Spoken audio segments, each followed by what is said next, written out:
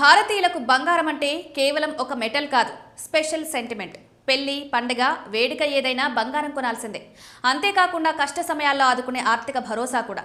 అయితే గత కొంతకాలంగా పెరుగుతున్న ధరలతో సామాన్యుడు బంగారం కొనలేని పరిస్థితులు నెలకొంటున్నాయి.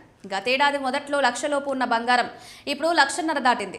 అంతర్జాతీయ పరిస్థితులే దీనికి కారణమని చెప్పొచ్చు. ఇక బుధవారం కూడా బంగారం ధరలు స్వల్పంగా పెరిగాయి.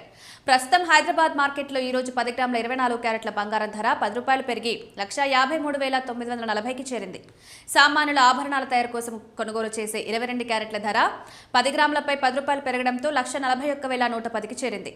బంగారం బాటలోనే వెండి ధరలు కూడా స్వల్పంగా పెరిగాయి. కేజీ వెండి ధర 100 రూపాయలు పెరగడంతో హైదరాబాద్, విజయవాడ, వైజాగ్ మార్కెట్లో కిలో వెండి ధర 2,65,100 రూపాయలకు చేరింది. కిలోపై 100 రూపాయలు పెరగడం వల్ల తులం వెండి ధర 2,651గా ఉంది. ప్రస్తుతం పెళ్లిళ్ల సీజన్ గరిష్ట స్థాయిలో ఉండడంతో వినియోగదారులు అధిక ధరలు ఉన్నప్పటికీ కొనుగోలు జరుపుతున్నారు.